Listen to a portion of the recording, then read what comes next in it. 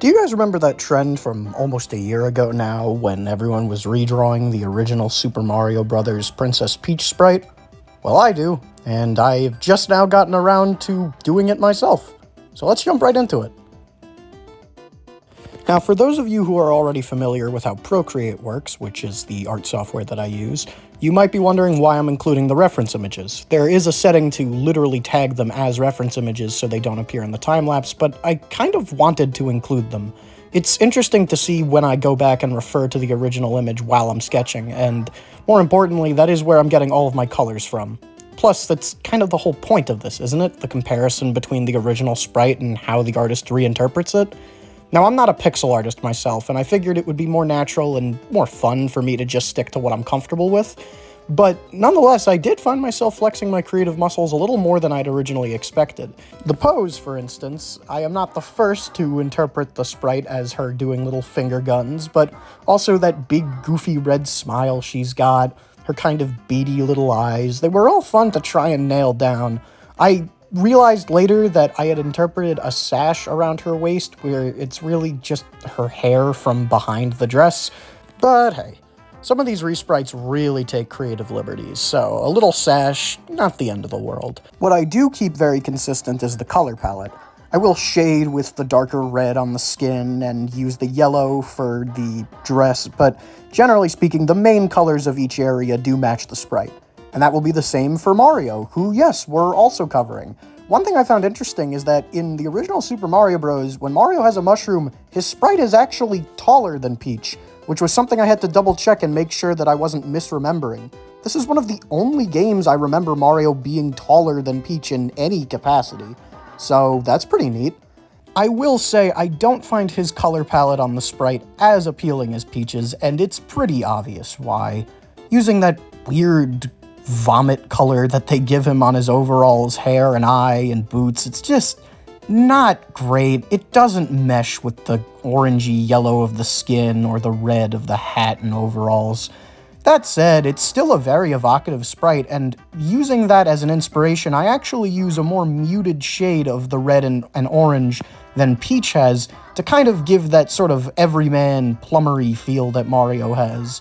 He does kind of look like the chill, go-along-with-it boyfriend to Peach's over-eccentric girlfriend here, which is fun and not usually a dynamic that they share, so I had a good time interpreting that. And now we're just wrapping it up with the background, some clouds, the color that's in the original Super Mario Bros. Nothing too crazy. But yeah, there you have it. Peach from Super Mario Bros., redrawn by me. I even threw in Mario, which is more than the trend even asks for, so we're above and beyond. Done. Nothing left to see here. Why is there so much video left? Well, while I was doing some research looking for sprites, I found this redraw of the Super Mario Bros. 2 Peach sprite, and oh my god did it inspire me.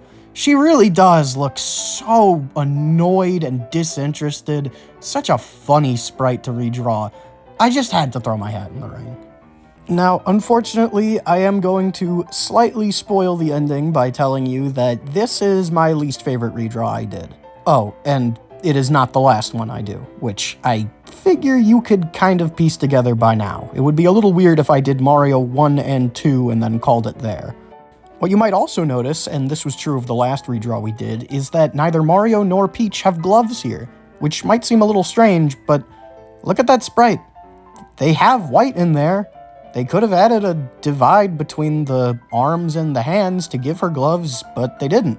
The other sprites, I guess, conceivably could be gloves, but because the skin tone is the same as the color of their hands, there's no reason to infer that they are wearing gloves. And I don't really want to give them gloves if I don't have to. I like the little design differences that make all of these sprites separate.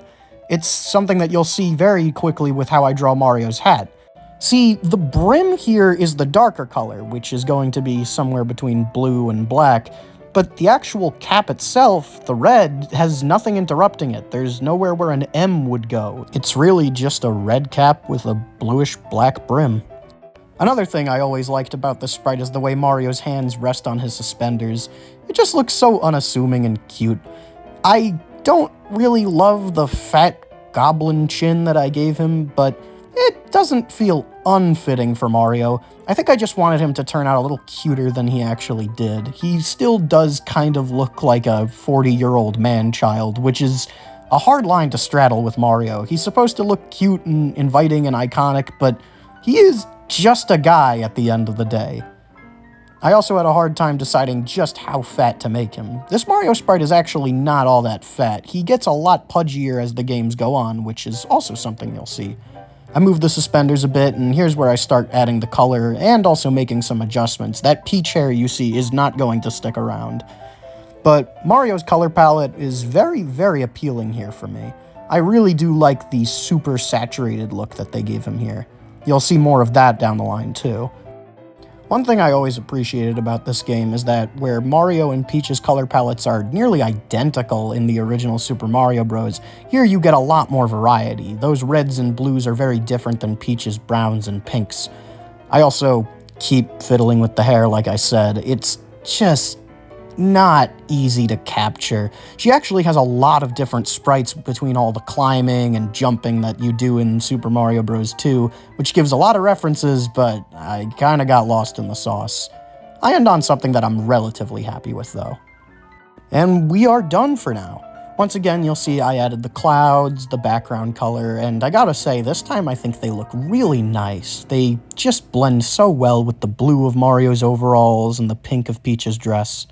But with that, I think we're ready to move on to... Dear God, what the hell is that? So, inspiration struck me in a strange way here when I saw this. Peach's sprite is pretty unremarkable in Super Mario Bros. 3. It's kind of just a watered-down version of the one we just did. But Mario, he's a strange goblin man. I thought it would be kind of funny to try and capture that weird, vacant stare that Mario has, which I think is the crux of why he's labeled Strange Goblin Man in the reference image I used. Beyond that, though, I just didn't have a ton for him otherwise. Yes, there are little differences between him and the Super Mario Bros. 2 sprite, but really, the eyes and the color palette, both of which are a little unnerving to me, are the main differences here. The actual build is a little chubbier, he's got weird buttons, but the bottom line is, doesn't his sprite look kinda off when you really focus on it? I feel like it's kinda creepypasta material between the blacks and reds and the dark eyes. I experiment with giving him a little glow in the left eye, but I don't think I keep it. Yeah, the blood is a better touch anyway. I like to imagine the reason this Mario wears black overalls and a red shirt is because both of those colors are good for soaking up bloodstains. And on that pleasant note, we move on to my favorite and final piece, Super Mario World. This is my favorite 2D Mario game, and these sprites are no small part of why. They're just so charming. This is the pudgy Mario that we all come to expect. This is peak male performance, and you know what? Peach ain't half bad either. I really like the absurd, ugly, garish pink that her dress is. Somehow it kinda really works for her. Her hair shape is also kind of unique here. It is getting a lot closer to how her hair will come to look in the 3D games, but it's still got a unique touch to it. No small part because of the dirty blonde they give her instead of the bright yellow she typically has now. Overall, though, with the increased fidelity of Super Mario World sprites, you're gonna see that these designs start skewing a lot closer to how they typically look today. There are still some differences, but most of them are actually going to be talked about when we get into the coloring section, because the underlying framework for each character is pretty recognizable by this point. I mean, like I said, Peach's hair shape is kind of different from how it typically looks today, but we're really splitting hairs over that one. Now, you will notice that Mario's little circle on his hat is back, and we're gonna even include the M in there, although there will be a small twist on his typical design that I'll include later. I also think this is the proper time to give him gloves, because this is the first time his sprite art has actually had a separate color for his hands that isn't just the skin tone.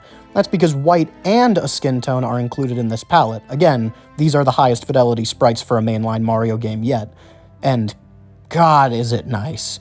I gotta tell you, it was fun not including gloves a few times, but we are really drawing Mario this time, not a weird bootleg knockoff based on his sprites.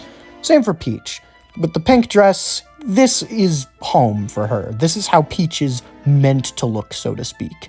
I think these two really started to come into their own with this game, which is, again, one of the many reasons why I love it. This is the first time their sprites really do capture the essence of the characters, in my opinion.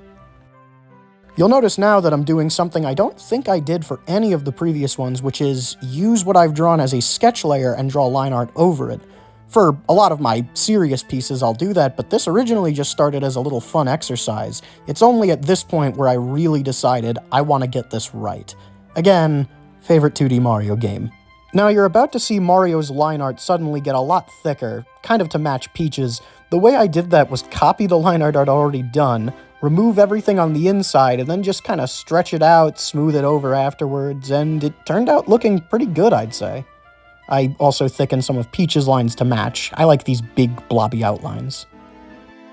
And we are finally moving on to color, and I immediately fell in love with both of these color palettes, although they did present some unique challenges.